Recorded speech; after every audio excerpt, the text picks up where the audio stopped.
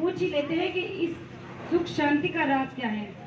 आपके घर में कभी किस बात की तकलीफ या कोई ऐसी बात नहीं होती है जिससे आपके घर में झगड़ा हो जाता या झगड़ा हो रहा हो? तो सभी गांव के कुछ प्रेमी कबीर जी के घर जाकर बैठ गए। कबीर जी बाहर आए, पूछने लगे कि आपका कैसे आना हुआ, मैं आपकी क्या सेवा कर सकता हूँ? तो उन्होंने कहा कि हमें आपसे संसार के सुखी सूत्र को जानना है जो आपके पास में है। आज तक आपके घर में आपके दोनों के बीच में कभी कोई झगड़ा, कभी कोई मनमुटाव नहीं हुआ, तो हम जानना चाहते हैं कि संसार का सुखी सूत्र क्या है, जिसमें हमें क्या करना चाहिए और क्या नहीं करना चाहिए।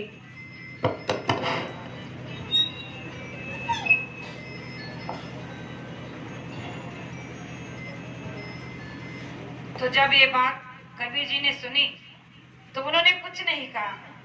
उन प्रेमियों से उन्होंने कुछ नहीं कहा, केवल अपनी पत्नी से कहा कि आप बाहर आ जाओ, और कहा कि लालटेन जलाकर बाहर आ जाओ।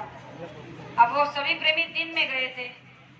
उनकी देवी को जैसे ही उन्होंने आदेश किया कि लालटेन जलाकर बाहर आ जाओ, तो वो लालटेन जलाकर बाहर आ गई। फिर कहने लगे कि थोड़ी चीनी और घी लेकर आओ। घर के अंदर गई, थोड़ी चीनी और घी लेकर आई और कहने लगे कि इस आंगन को पोत दो। अब जैसे उन्होंने कहा तो घी से और चीनी से उस आंगन को पोतने लगी। जब सब हो गया तो घर के अंदर चले गई। अब सब लोग बैठे इस दृश्य को देख रहे हैं, हैरान परेशान हैं। तो कबीर जी से कहने लगे कि भाई हम आपके पास किस बात के लिए आए और आप ये क्या कर रहे हो? हमने आपसे पूछा कि संसार का सुखी सूत्र क्या है, जिससे संसार में पति पत्नी सुख से रह सकते हैं, बरकत आ सकती है, सुख शांति प्राप्त हो सकती है। आपने तो कुछ बताया ही नहीं और आप अलग ही कार्य में लग गए। तब कबीर जी ने कहा, अरे इतना करने के बाद भी जब समझ में नहीं आ रहा है तो और क्या समझाओ? कहने लगे कि जब मैंने अपनी पत्नी को आदेश दिया कि लालटेन जलाकर बाहर आ जाओ, तो उसने ये नहीं पूछा कि दिन में आपको लालटेन जलाकर क्यों चाहिए। जैसे मैंने कहा वो जलाकर ले आई। फिर मैंने कहा कि चीनी और घी से आंगन को पोत दो, तो उसने ये नहीं पूछा कि आपका दिमाग सटिया गया है, कभी चीनी और घी से कोई आंगन को पोतता है, गोबर से पोता जाता है। उसने इस प्रश्न के बारे में भी नहीं पूछा, जैसा कहा वैसा कर दिया। तो इसका मतलब पत्नी अगर पति के आदेश की पालना कर लेती है तो उसका पतिव्रता धर्म बन जाता है, और उसी हिसाब से पति को भी उसके हिसाब से चलना पड़ता है।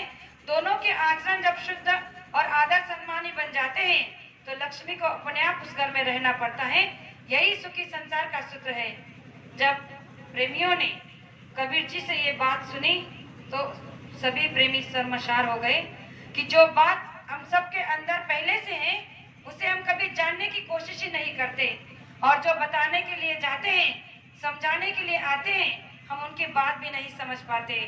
प्रेमियों, यही सारे संसार का दुख है, यही सारे संसार के दुख का कारण है कि हर परिवार में इन्हीं छोटी छोटी बातों से झगड़ा और कलह होता है। तो गुरु महाराज ने कहा, जब पति पत्नी आपस में मिलजुल कर रहेंगे, प्यार मोहब्बत से रहेंगे, तो जो है आपका घर स्वर्ग बन जाएगा।